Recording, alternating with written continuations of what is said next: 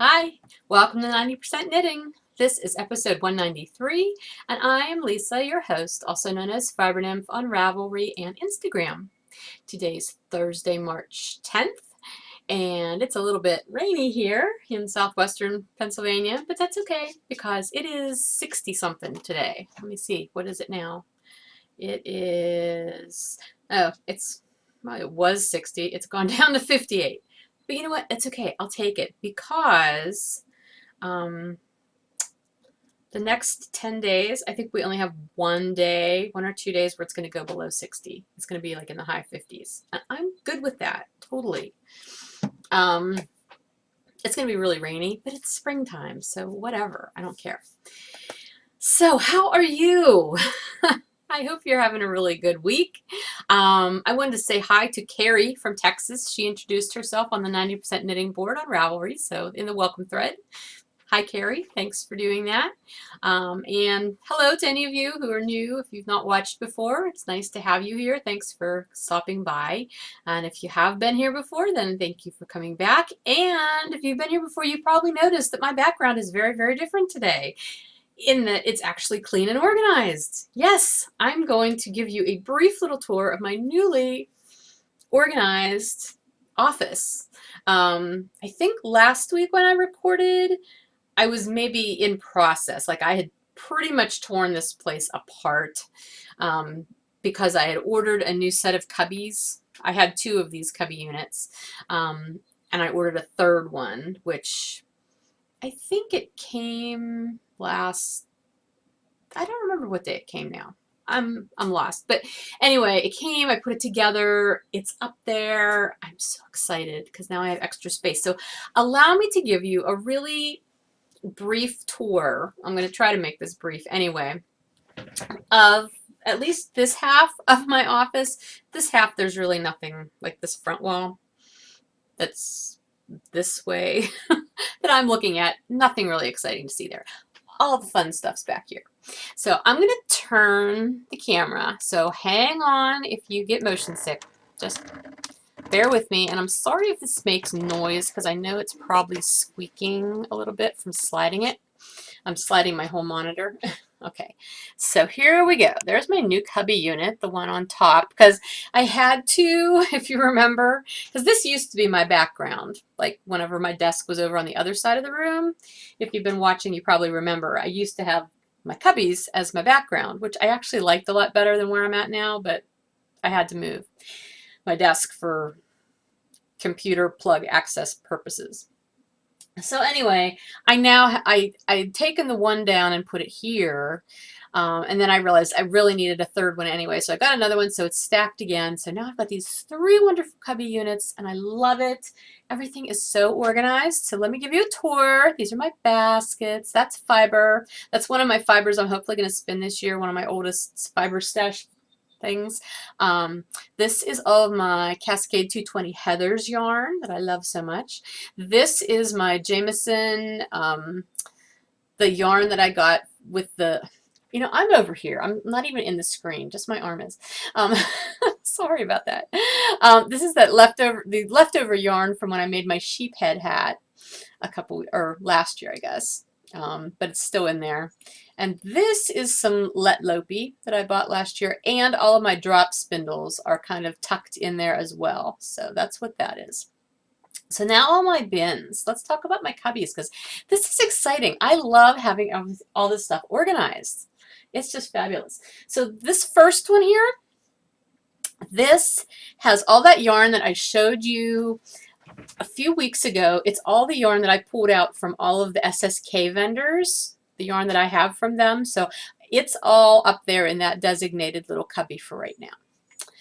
These two cubbies have all of my yarn. My Fiber Nymph Dye Works yarn that's in my personal stash, that's those two cubbies. Moving down here, this cubby and this cubby have all of the fabulous yarn that I've purchased from other indie dyers. Yeah, there's a lot of Leadingman Fiber Arts in there. There's a lot of Volanvine in there. There's a lot of Highland Handmaids. There's a lot of Neely's Knits.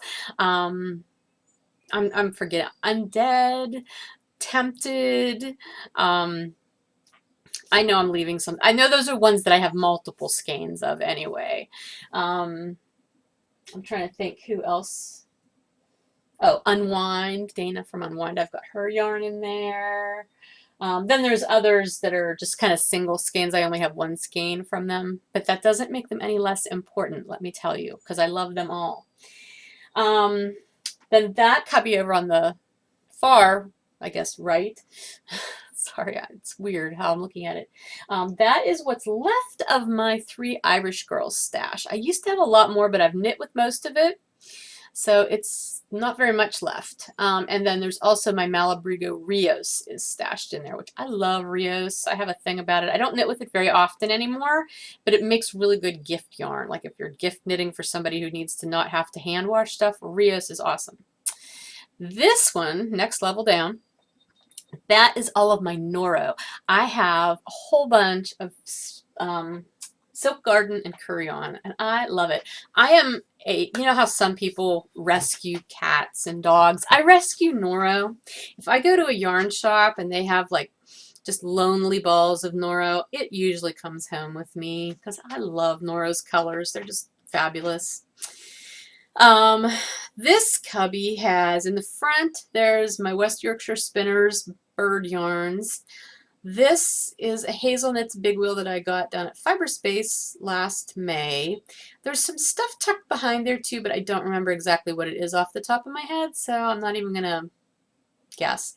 This bin, I bought a bunch of these little bins, like a set of 6 of them. This brown fabric bin has my tweed, which my tweed collection is actually quite low because I've used a lot of my Elspeth Levold silky wool, which is like one of my happiest tweeds, but I've got some Plymouth tweed in there and I don't know, a few other things. So, but I didn't have a lot and it was kind of weird, so I just put it in a bin. Okay, so then moving down here, this is also just sort of random stuff. There's some like frog tree alpaca. You know, I know I made the comment that I don't like knitting with alpaca. That's not entirely true. It's not my favorite fiber to knit with, but I have made several things out of like frog tree alpaca and blue sky alpaca. I do like that yarn. I just don't ever want to make another sweater out of alpaca, and I don't enjoy dyeing alpaca, but I don't mind knitting with it in lightweight like that for accessories. That's cool. Okay, and then there's other just sort of like partial balls like that I wound up to make things and then didn't use all of it, but it was a substantial amount. Some of that's in there.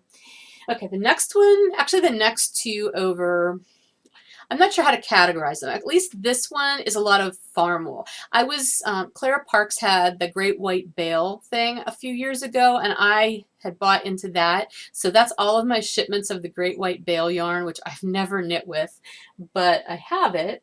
And then there's some other skeins. I think there's a Ross Farm skein of yarn in there. And there is some Corriedale I got in a swap last year in there from a farm that my swap partner has. So that's all in there. And then this is, it's not necessarily farm yarn. I guess it is farm yarn in a way. Like my Nash Island that I got when I was up at Highlands on the Fly last year is in there. I've got some Upton yarn in there. I've got some Solitude wool yarn in there. Yeah, so just interesting stuff that isn't commercial is how I would put that. Then we get into fiber. So there's 2 cubbies of fiber here, and then the whole next tier of 6 cubbies is all fiber. Yes, so now let's go down. Those 2 cubbies over there that are back behind that basket, since they're hard to get to, I didn't put yarn in them. They're just like office supplies and other stuff like spinning tools, like for my spinning wheels and stuff like that. And that's just stashed back in there. These bins, I have 4 more of those brown bins in here. One of them has my like dishcloth cotton stash in it. And then the other ones have leftovers. I have one that's, I think, all, well, I know it's all like fingering weight. There might be some sport weight in it too. I don't remember. But anyway, it's mostly fingering weight. Then I've got one that has all like DK and worsted leftovers. And then I cannot remember what all's in the fourth one, which you can't see it anyway because my chair's in the way. It's more leftovers basically. So anyhow, so then you've got my tier of needles, which used to be back here behind me, teetering over like the Leaning Tower of Pisa, because it had all of my sewing stuff below it, like 3 more bins full of, well, it was more than 3 bins, but drawers. That stuff's over on the far wall. You can't see that. You don't need to see it. It's not that exciting. But anyway, I've got all of my knitting needles in the bottom 3, actually the 4, bottom 4, and then I've got straights and double points in a couple of them. And then there's buttons up there and just knitting notiony things in that one bin. So that's all really easily accessed now. Then as we move over here, this gets into shop yarn stuff. So I'm going to scooch this way. So this is all inversibles that are in the shop right now in this bin. And then all of this is shop yarn, this whole black wire bin thing. So this is all currently in the shop. Let's see what else. Oh, okay. We need to keep moving. I'm going to turn a little more here. Now, if you have been watching the podcast for a really, really long time, well, I'm not going to move that again, but if you've been watching for a really, really long time, you might remember that when I first started out, this is where I used to record, in my bookcase corner, which has changed dramatically over the years. I basically totally rearranged, well, not totally, but mostly rearranged those as I did all this project this past week. All of my books are over here now. They used to be on both shelves kind of, and yarn was on some, and it was weird. Anyway, all of the books are in one place. Office supplies are up there. The bottom shelf has all of my scrapbooking paper that I don't use very often anymore, but I don't have anywhere else to go with it, so that's where it's at. So then here is yarn stuff. The top shelf is all of my hand spun. This shelf is also all hand spun. Plus a couple skeins of yarn that I'm going to be using shortly for other projects. And then I've got a drop spindle sitting there, and then I've got some of my stuffies. That basket, you know, I'm sitting here and I can't even think of what's in there. I'm going to get up a second. Oh, it's more hand spun. It's like balls of hand spun, like that have been wound up and used, but still some left over, not enough to get rid of. I couldn't remember. Yeah, that's actually 3/4 of the way full with hand spun leftovers. That's pretty cool. Then the next shelf down is all of my project bags. Yeah, I have a lot of project bags. And the bottom shelf is just, it's kind of my junk shelf. Everybody needs a junk drawer. I have a junk shelf. And look, there's my iron. You can't see it anymore, though. I'm so happy that it's not in my background. So I'm moving you back now. Sorry if I'm making anybody ill with all the moving. Let me try to get the camera back where it needs to be. Oh boy.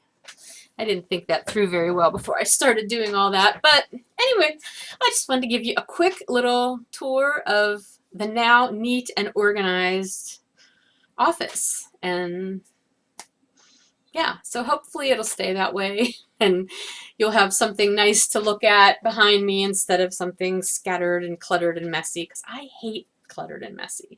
And I guess it gets to the point where I'm so used to seeing it that it doesn't really faze me as much, but then when I really look at it, I'm like, ew, you know, everybody's seeing that. So it looks much nicer now.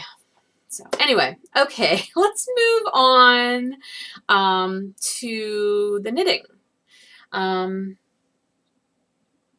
Did I say hi to Carrie from Texas already? I think I did. I'm sorry. I've started this like 3 different times today because I had to keep pausing and I can't remember what I've done and what I haven't. So hey Carrie, hi again. If I haven't said hi to you, hello. Oh boy. All right, let's talk about knitting because I'll be less scattered, I think, whenever I start talking about knitting. First up, the Nyan Cat socks. I've made some really good progress on the Nyan Cat socks. I finished the first one. I don't have it on a blocker because it's a fairly large sock and none of my blockers will fit it well. But I had just picked up the stitches last week for the heel. So I knit the heel and the first one is finished. So yay. That's a hoe. And then I cast on and have made really good progress on the second one. So here's the second one. And matter of fact, the heel for the second one, it'll go in the middle of this rainbow section.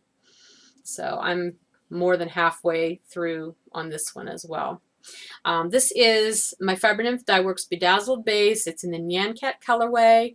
So you've got the striping pattern, and then it comes with the semi-solid navy for the toes and heels, and you could do cuffs on it too if you wanted to. So I'm knitting these on US 1.5s. These are for my daughter's roommate, Alyssa. So she will soon have her socks, hopefully. I'm really hoping to finish these up this weekend because I'm going to have a lot of car knitting time this weekend, so that would be a good project to do. Okay, so that was my one work in progress this week. Then there is the Lefty, which I did not make nearly as much progress on this week as I would have liked to. Lefty's in one of my Awesome Granny bags by Awesome Granny. I love that one. Okay, so here is my Lefty. Let's see. I don't want to lose all these stitches. I'm coming fairly along here. So this is where I was last week. I've only added 2 more stripes and leaves. So 2 more white sections, 2 more stripes and leaves. But that gives me 19. This is number 19. So, excuse me. I think in the pattern, I could look, but I'm not going to. This is the Lefty pattern by Martina Behm. I think she only does like maybe 29. I know it's fewer than 30. I'm pretty sure it's fewer than 30 leaves. Okay, I'll look. Does it say? It may just be that you do it as long as you want to.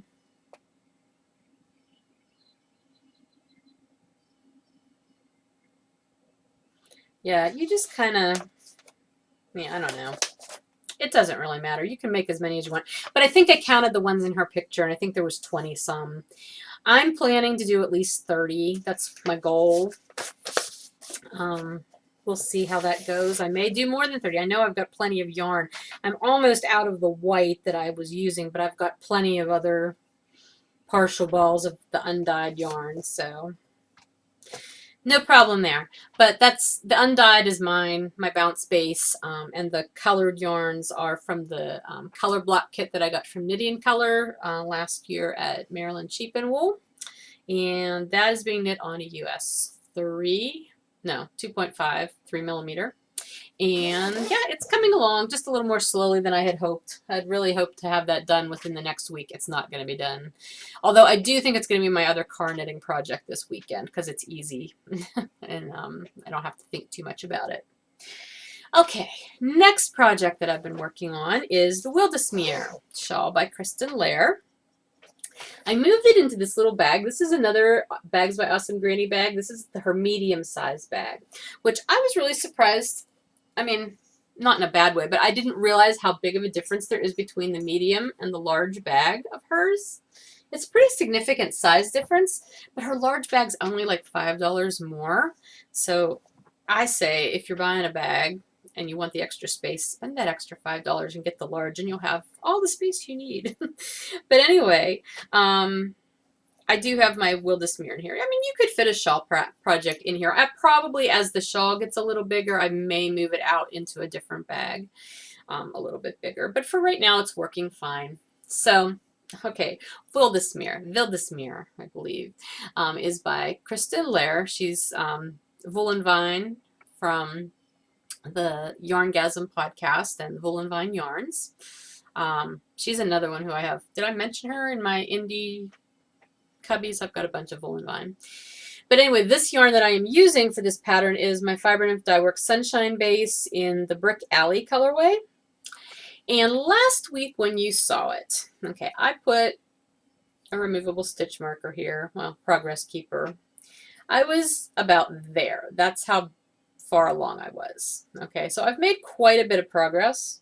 However, what you don't realize is I had to totally rip the thing out. completely and start over because I was not getting the fabric I thought I should be getting on this.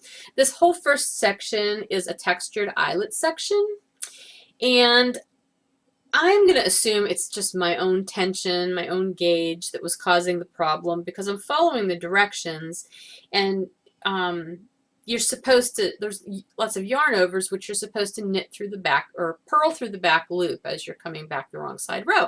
And I was doing that. I was getting a really, really closed fabric when I did that. And it just wasn't looking right. And for once, I listened to my gut.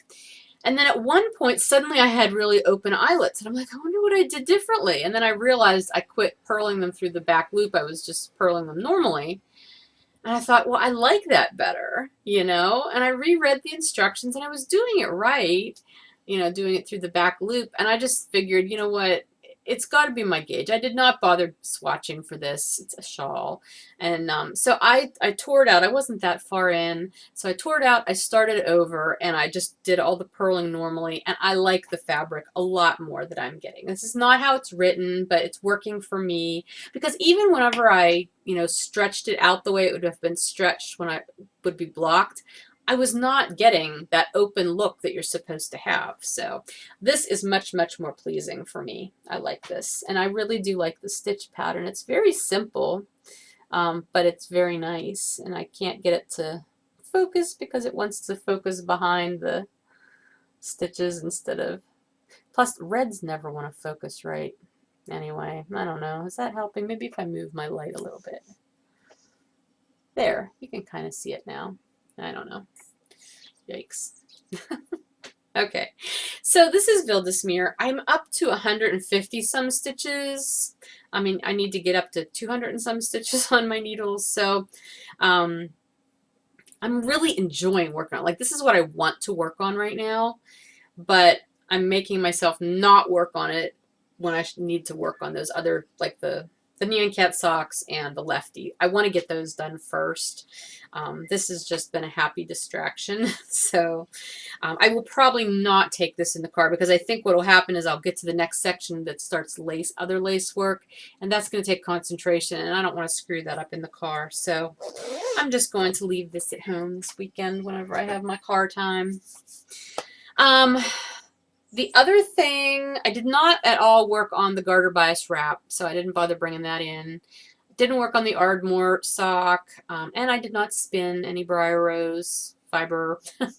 But I did wind my yarn for the Atalaya shawl, which that's actually those 3 skeins that were back on that one spinning shelf. Are the other 3 skeins for this shawl. I just wound up one of each color. So this is what I'm going to be starting soon for our unofficial Laura Ayler knit along. This is the Atalaya shawl.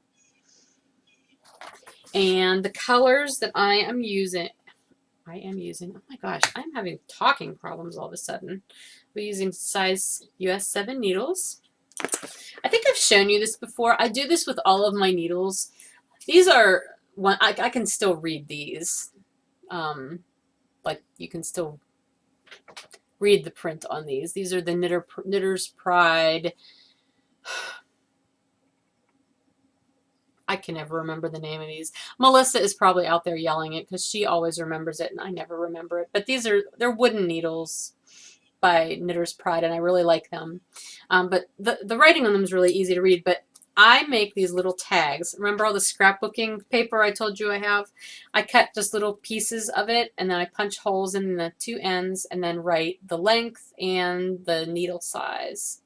And then before I put them away in my drawers, I just slip the little tag on so that it's on there. It's way easier to find the size that you're looking for in the drawer when you do that. I know there's like commercial things that you can buy for that kind of purpose too, but I just do it easily. Anyway, okay. This is my first one. This is taupe. And then my second color is dark brown. So taupe and dark brown. And then my really contrasty color is raspberry. So these are my 3 colors for my Atalaya shawl. and I will be casting that on soon. I'm really tempted to cast it on right now, not right this second, but now. But then I know I want to take it with me in the car this weekend instead, and I really want to get those other two things done first. Excuse me. So it's not that I'm really feeling the need to be monogamous in my knitting or anything at the moment. It's just that I really want to finish those socks for Alyssa so that I can get those in the mail and they'll be done. Because then I have things to knit for both of her other roommates, her suite mates. They are not socks though. But then I can get started on those projects. And the lefty, I wanted to finish that before I started the Atalaya. That was my original goal on that. I don't know if that will actually happen, because I am going to start the Atalaya no later than the 15th, because that was my day that I had set in my brain that I was going to start that. But if I can finish the other one first, that would be great. That's why I'm going to take it in the car this weekend and knit. So see how much progress I can make. I did not have a ton of knitting time this week. That's all my knitting I have to show you. And it wasn't even that I didn't have the time, because mornings are my usual knitting time. Like, I get up, I do breakfast, whatever I need to do, and then I usually knit for a couple of hours, to be honest with you, because I get up super early. And I like having that quiet time. I like having that way to ease my way into my day. But for whatever reason, the last few days, I've been up early. I just haven't had my knitting mojo kind of, I don't know, it's just hanging out somewhere else. I just really wasn't in the mood. Yesterday, did I knit it all yesterday? I did not knit it all this morning. But I've got a really busy day ahead of me, and I just kind of wanted to dive in and get work done. Yesterday, I don't even think I knit yesterday morning, to be honest with you. No, I didn't. And even the day before, I don't think I knit very much. So it's been a low knitting week, but I'll make up for it. I always do. It ebbs and flows for everybody. Your knitting mojo always ebbs and flows, and I never worry about it too much. But anyway, those are all the projects I have to show you this week. Let's move on to along stuff. Number one, all of the hand spun along prizes have been claimed and they've been mailed out, so you should be getting them soon if you haven't already. So that is all wrapped up. The unofficial Laura Ayler knit along that I am co-hosting with Melissa from the Meltrian Designs podcast, that is started. So please knit along with us. I know there's been some chatter in that group. Chatter as much as you would like. Post your projects in progress, post them finished objects, all in that same thread. It's unofficial. There's really not a lot of guidelines. You can knit any project you want. Melissa and I are both going to be doing the Atalaya shawl. She's currently working on the First Point of Libra shawl, which is another one I really want to do sometime. But yeah, you can do anything. It doesn't have to be a shawl. It doesn't have to be one of those shawls. It can be any of Laura Ayler's patterns, because she's got bunches of them out and they're really nice. So please join us for that. Let's see, new things. Well, my cubbies, those are new. My organization, it's new and very exciting. I already showed you that. Oh, this bag. This is the bag that I have my Atalaya shawl stuff in. This is another Bags by Awesome Granny bag. This episode is unofficially sponsored by Bags by Awesome Granny this week. I saw this fabric in her shop and I laughed because she had it named, I don't know what to call this. Because in the write-up it said, there's so much going on in this fabric. I really don't know what to call it, but I love it. It's just so cool. It's got those big mushrooms and the kind of crazy-eyed squirrels there and the crazy-eyed bird. And I love circle designs. I absolutely love those. I don't know what it is. There's something mesmerizing about circle designs for me. Matter of fact, my bedspread has a circle design. I have a curtain hanging in my bedroom closet in lieu of a door. Has a circle design. I love circular design element. I just do. This side is a little different, but still a lot of the same kind of thing. So it was a super fun bag. I love her bags. Her bags are fabulous. In case you haven't noticed, I have a thing for them. So anyway, I think these are all the new things that I have gathered. I still have yarn coming in the mail to me, but it's not here yet. A couple new podcasts that I watched this week. Actually, Succetera. I've not watched her most recent one. I watched one last week though, before last week's podcast, and I forgot to include that in my list last week though. So sorry. I know a bunch of people have mentioned the Succetera podcast, so I'm totally blanking on the name. I did not write the people's names down this week. I'm so sorry. But anyway, Succetera was one that I watched, and she's very fun to watch. She's very energetic. And then Adelaide Cottage. That was a very fun podcast too. I only got to watch one episode of that, which was her most recent one, but I really enjoyed that. So those are the only two new ones I had a chance to watch this week. I've got a few more queued up waiting to go, and I'll let you know what they are as I have time to watch them. So let's see.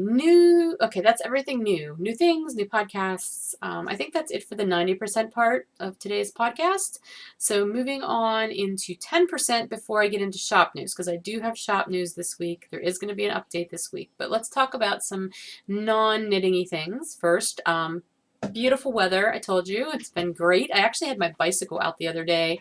I rode my bike like a mile and a half, not very far. It's been a couple months since I rode, so I wasn't expecting to do very well. I live in a very hilly area, and I went out my driveway and to the left. And when you do that on my road, it's level for a while, then it kind of goes down this big hill. I mean, it's a gentler grade, but then when you get to the bottom of it, out the end of the road, there is this gigantic, big, long hill. I've never tried going up it, and I don't know what possessed me to try to actually pedal up this hill the other day, but I did it. I got about 4/5 of the way up this hill before I couldn't do it anymore. I had to stop twice, but I stopped in sort of level off spots in the midst of the hill, and I was able to start again. That's big for me. I have not been able to do that very well since starting to ride, and I was really, really surprised I was able to do it. Like I said, it's been a couple of months, so I don't feel like my legs are in the greatest of shape. But what's been even more shocking is, like, my legs don't hurt. I'm so surprised. I totally expected them to, like, not move by the next day, because I had worked out that morning too and really kind of did a lot of leg stuff. So anyway, felt really good to get out in the fresh air though. It's raining today. It's not supposed to rain tomorrow. I don't think so. I might take my bike out again, do a little more riding. Anyway, last weekend, Bill and I went, and we were going to go to, we had an errand we actually had to run about an hour and a half east of here.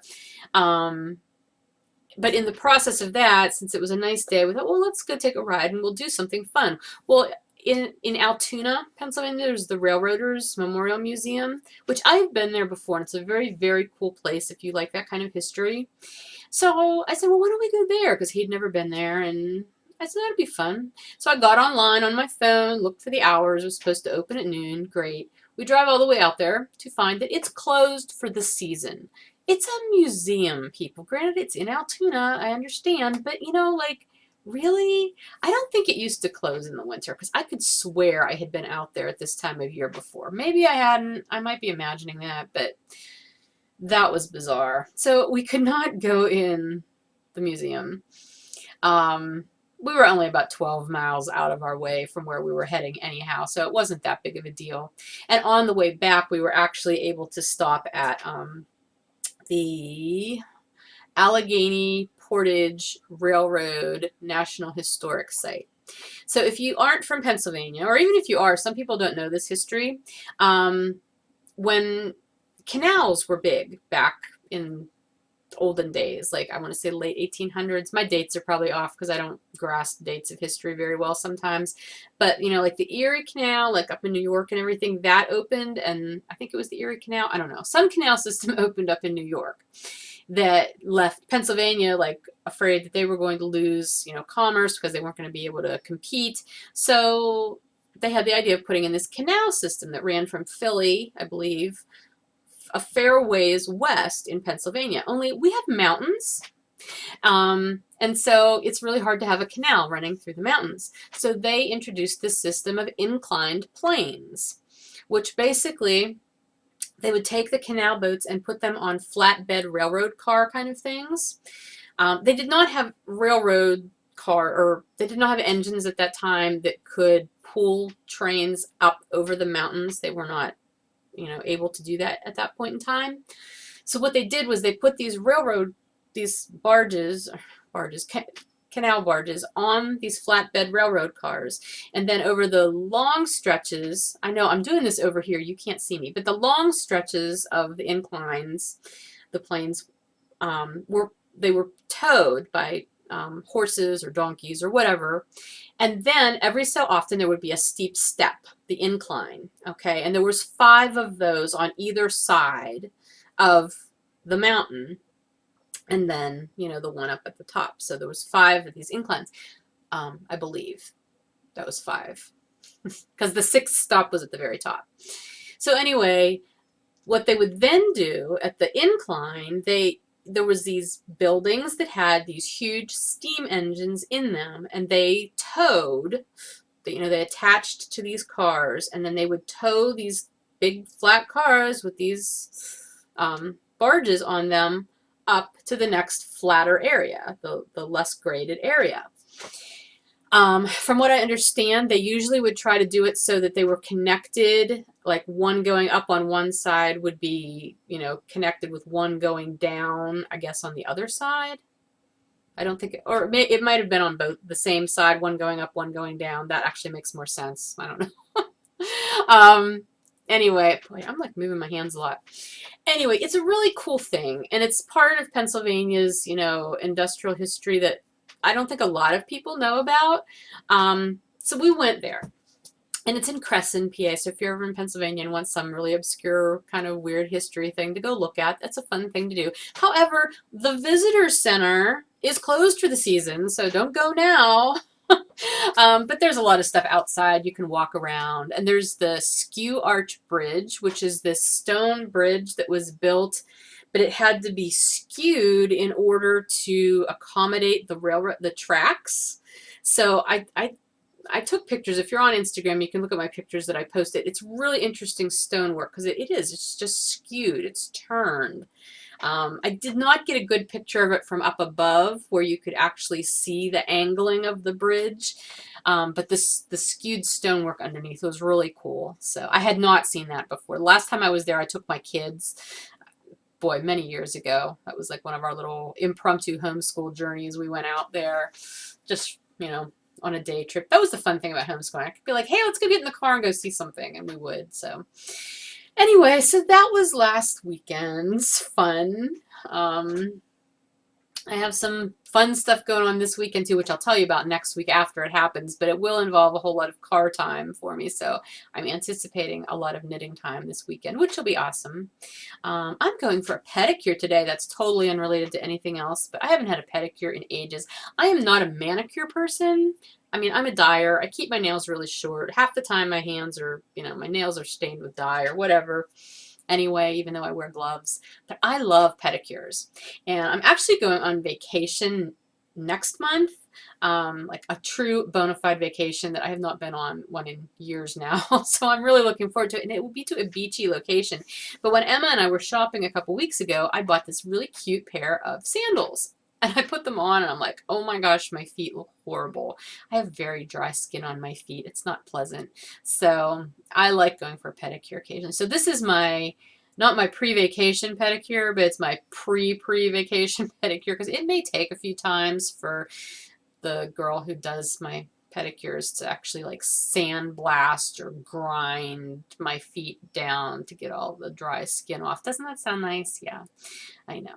But anyway, so I'm going for a pedicure today. That'll be fun. I can knit during my pedicure. Let's see. Reading and listening to Paddle Your Own Canoe by Nick Offerman. I have not finished that yet. I'm not really sure if I'm going to. I'll be honest with you. I enjoyed the beginning part of it. It's very, I like listening to memoir kind of stuff. I like that. And I often enjoy listening to memoirs of people in the entertainment industry. Amy Poehler, I loved hers. That was Yes Please. I did that last year. Bossy Pants by Tina Fey. I enjoyed that. And, they talk a lot about their, obviously not just their early lives, but their acting careers as they were going to school and getting into acting and everything. And it's usually pretty interesting, and I can get into it. I don't know what it is about Nick Offerman. I can't get into that part of it with him. And I think it might be just his tone, he's got a smugness about him that I just isn't really making me excited. So I'm not really listening to that right now. However, I did start listening to a new novel that I had downloaded at one point, The Girl on the Train by Paula Hawkins. Now, I started listening to this, and I had to be in the right frame of mind to start listening to this because I knew it was not going to be a happy story from just the little bit I'd heard about it. But I started listening to it this week, and it was riveting, and like I was interested in it, but I'm thinking, oh my gosh, these characters are totally hot messes. Like, they're train wrecks, And it was actually sort of depressing, and like I was putting me in this funky mood. I Instagrammed about it. I'm like, okay, I'm listening to this book. Like, I know a lot of people have heard it. Did you like it? Does it get better? Do you like? And the majority of the people were like, I loved the book. It was like really hard to listen to. Some people said it was, not a happy book. Everybody agreed. But the overwhelming majority of people are like, yeah, it's a good book. A couple people were like, yeah, couldn't get into it, never finished it, didn't read it. So I'm going to stick with it, but I can only listen to it in small doses or else it just sort of makes me nervous. So anyway, anxious. It makes me anxious listening to it. But I'm listening to it, so whatever. Okay. I think that's everything that I have for you in the 90% and 10% part. I do have shop news. I have everything right here. There is a shop update this weekend.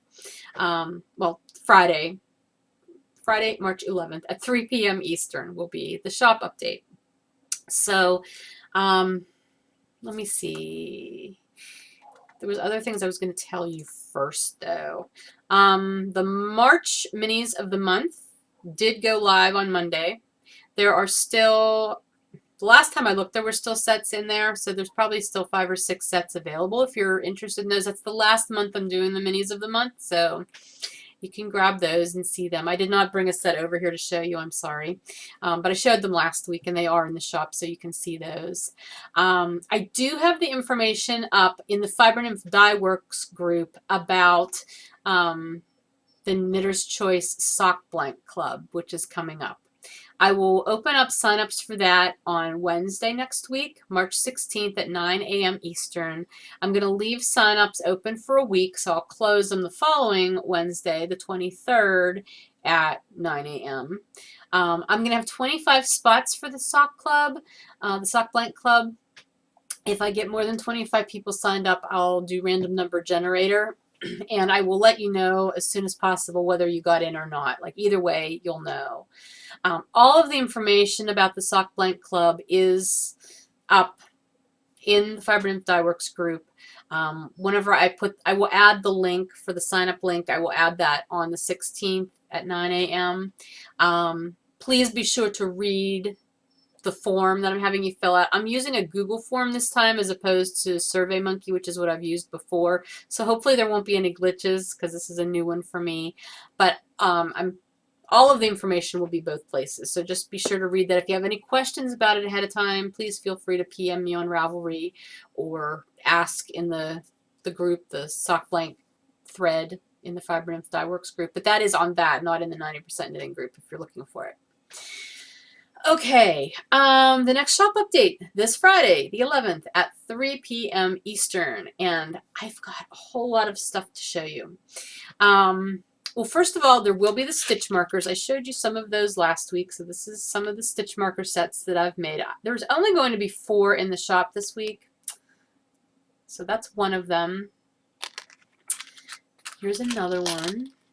And then I have 2 more sets, one of each, one with this little sunshine thing on the Progress Keeper, and another one with the little Celtic knot. So that's all there will be this time. First go out, but hopefully you guys will find them interesting. Again, they're sets with 1 progress keeper and 8 stitch markers. And I checked today, the stitch markers will fit on needles up to US 8s. Probably beyond US 8s, it's going to be a little too big. But I could use them on US 8s. Matter of fact, my shawl, the Veldesmere, those are ones that I made. I figured it would be a good idea to test them out. So I'm using those. So there will be stitch markers, and then there will be yarn. So because Pi Day is coming up, and actually Pi Day is on Monday, and I've already sent out, like, I did Pi Day pre-orders, which have already been sent out a while ago. But I did more just to put in the shop. Now, obviously, you won't have it by Monday, but you'll have it shortly thereafter. And Pi Day, it's always a good day for pie. I have some of all 3 iterations of Pi Day. So here's the original Pi Day on Bounce. These are all on Bounce, actually. And then I have a second helping of pie on Bounce. And I have the darker side of pie. And the explanation for all the colors, the pie colors, are in the shop listings, so you know what they are, or they will be. The listings aren't up yet. I'm doing that as soon as I'm done recording. I'll be starting to put stuff up. In addition to 2 skeins of each of these on Bounce, I also have a couple that were left over from when I did dye up the pre-orders. So there's 1 more of Pi Day and 1 more darker side of pie. So there should be 3 of this, 3 of this, and only 2 of this. Okay, so that is the Pi Day yarn. I'm also going to have 8 skeins of 7 Deadly Sins. I know, 8 of 7. I dyed up 2 skeins, and I'm not going to show them all to you because they all pretty much look the same, although they're different bases. There are 2 available on Bounce, 2 on Bedazzled. Okay, I'll pull them out. I don't know why I do this. Why have a podcast if you don't show things, right?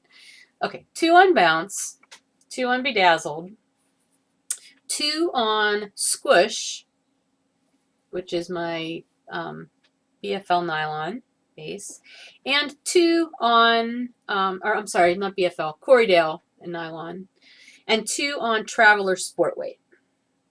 So these are all 7 Deadly Sins. What I'm doing differently this time, I've never done this before, and we'll see how well it's received.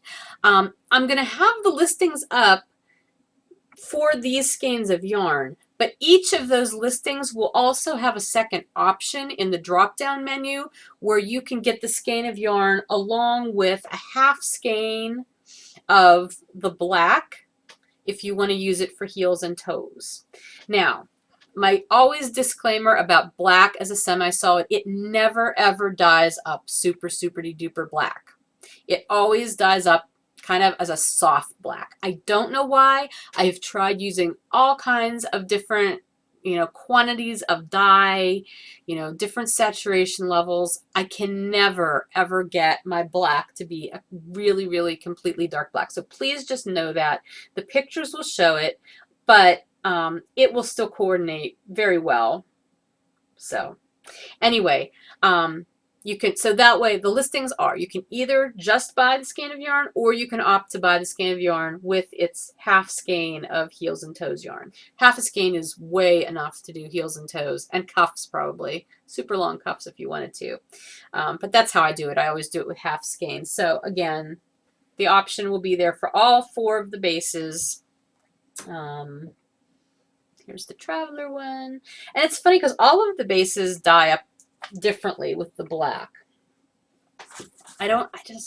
Black is an enigma. I don't know what to do about it. I mean, it looks black, but I mean, if you look at my shirt is black, and obviously this yarn is not nearly as black as my shirt. So that's why I always call it soft black. Bedazzled seems to take black better than any of the other yarns, which is odd because a lot of times Bedazzled does not take dye as well as other yarns. I don't know. It is what it is. So it's there as an option, but I like that color with the 7 Deadly Sins. Okay, so that is all of the self-striping. That's not true. I have some leftover, like odd skins. I think I have like one skein of Soft Kitty that'll be going up in Squish. It was left over from a special order I did. I've got some odds and ends, so just look in the shop and you'll see any of the odds and endsy kinds of stuff that's going in there. But that's all the self-striping. I have sock blanks though, so don't run off because I want to show you these. I love dyeing sock blanks. They are so much fun. It's like finger painting for grown-ups is how I keep looking at it, at least grown-ups who dye yarn. So I have 9 sock blanks that are going in the shop. 4 of them are regular. Okay, so these are my happenstance sock blanks, which this is 75% superwash merino, 25% nylon. And I was just really playing and trying different techniques this time. So I hope you like them. I think they're so much fun. So here's one of them. This is one of the regulars. I was experimenting with a lot of splattering, so the whole sock was dyed sort of a semi-solid aqua as its base color, and then I splattered all these rainbow colors kind of in sequence, and it's basically mirrored on both halves, even though I'm not holding it correctly. But anyway, so that's one of them. I don't name them because they're all different. There's no way to recreate the exact same sock blank twice. So here's one that goes from a deep purple into a brighter purple, into a red, into a green, and into a turquoise. And it does have some, this is more splotched than splattered, speckled, okay? There's a difference, I think. There's a difference between speckling. So like these, the colors were speckled on, and these are more splotched on. Those little pops of color. Then another one. This goes from a dark green into a Caribbean blue, into a bright lime green, and then into chartreuse. And it also has speckles throughout. And then also on the regular happenstance blank, this is another with a lot of blues and some purple. And it's more splotched than speckled. Okay, so then the rest of them are all sparkles. So I have another one that's got a lot of blue, and this is the happenstance with sparkle. So it is 75-25 or 25, so it's 75% superwash merino, 20% nylon, 5% stellina. So this is blue with overdyes of red and purple, and it is also more splotched than speckled. Speckles are real sharp. So like here's speckles. This one is obviously a pinkish one. With just a lot of randomy colored speckles on it. I just had a lot of fun. It was so funny. I was photographing these this morning, and my son came up before he was getting ready to leave for work, and he's looking at these, and he's like, is that supposed to look that way? I'm like, what do you mean? And he's like, that. I'm like, well, yeah, I did that on purpose. It's supposed to be splattered. He's like, okay, because I remember you used to get really freaked out whenever you dyed yarn and it had specks in it. And he's talking about flecking, like unintentional flecking in a yarn, which, yeah, it still does drive me crazy when I get that unintentionally. But I assured him, this is actually the way these are supposed to look. So he was pretty funny. So that's another one that's on the sparkle. This one I love. I love these colors. This is sort of like an apricot base with a lot of reds and dark purple and bright purple, and then red and purple speckles. I love how that, it just, I don't even know how to describe it, but I just love the look of it. Okay, and here we have another one that goes from blue into purple into raspberry, and then it's got speckles as well, red and purple speckles. And one last one with a lot of blues and purples, and these are more splotchies than speckles. speckles. So if you don't like the bold speckles, the splotchies are probably more up your alley maybe. So there's those 9. I did one other odd thing. I know some people aren't completely sure if they even like sock blanks yet. So what I did was I had a 10th sock blank and I divided it up after it was done. So I have made 4 mini sock blanks essentially. It's on the regular sock blank base. So this is basically a sock blank sample. Yeah, that's what it is. So if you want to try a sock blank, these will obviously be in the shop for much less than a full sock blank because it's a quarter of a sock blank, so it'll be priced accordingly. But it's just, I thought it would be nice to offer you something like that you could just at least try it out. So there's like a little over 100 yards in one of these mini ones. And it'll just give you a chance. You can knit from it, see if you like the experience of knitting from it. If you're thinking about the Sock Blank Club, this might be a good opportunity for you to test this out first before signing up for it, you know. But there's 4 of them. I mean, they all are a variation on pretty much the same thing. I photographed one of them. I mean, they all have the same colors on them. Some have more or fewer speckles, but anyway. So there will be 4 of those if you just want to try out a sock blank, but not commit to an entire sock blank. It's enough to do mini squares or something, small mini projects. Okay, so in addition to those things, I have some lace weight gradients. I haven't done these in a while, but I did up 8 of them in 4 colorways. So I've got 2 of each, if you do the math. First one is Deep Waters.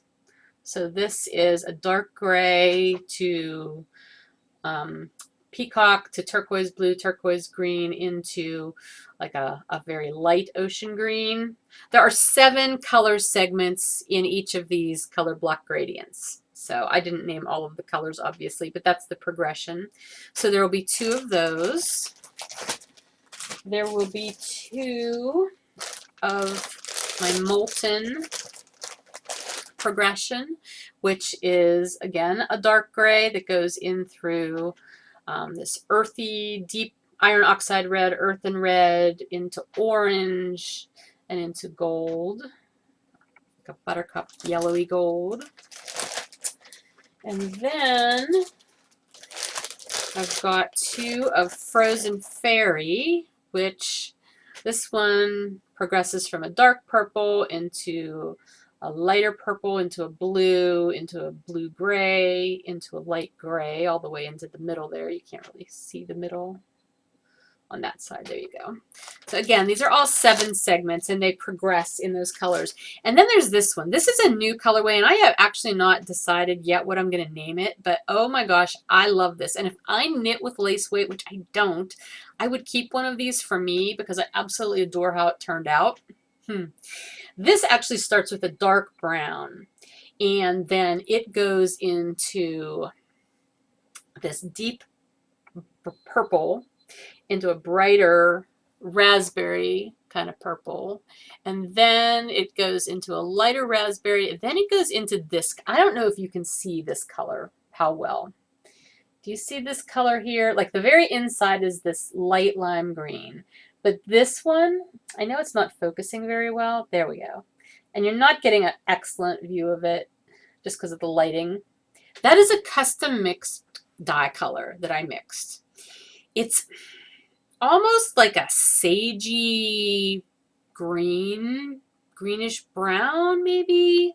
I don't know how even to describe it, but you know, I do a lot of custom color mixing. Sometimes it doesn't turn out that great. Sometimes though, it turns out fabulous. And I absolutely love this color. I have to figure out what to call it because I'm not sure how to categorize it quite yet. It's in between like a brown and a green. It really looks kind of sagey to me. But anyway, I just absolutely adore it in this progression. So anyway, I have not yet named this colorway, but you can look for it on the website. It'll be up. Okay, and then there's more. Hang on. Because it has been so nice and springy outside, I decided to do a set of minis, semi-solid minis, called Spring Has Sprung. So there will be 4 of these sets in the shop, and this is this is 5 25-gram mini skeins of my bounce base. So each one is 100 yards. So you're getting 500 yards, and they're just awesome springy goodness. We've got corn silk. We've got lime green. We've got, this is actually my Red Hot Chili Pepper color, which is not at all showing up accurately. It's actually a very lighter, it was a lighter skein of Red Hot Chili Pepper. That's kind of accurate. But it's almost more of a salmony coral color, it turned out, because it's a little bit lighter than usual. And this one's raspberry, and then this one's sky blue.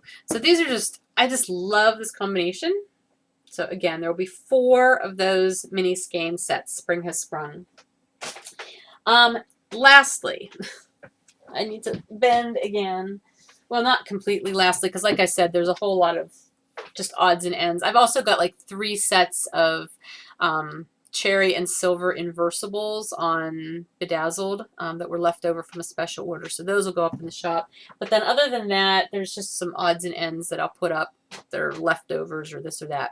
But lastly, I haven't done this in a while, but occasionally I do my Dyer's Secret Stash. And that's basically, it's either like yarns that I have in my actual stash of my yarn that I've had for a while and then decide I'm not going to use, so then I just put it in the shop.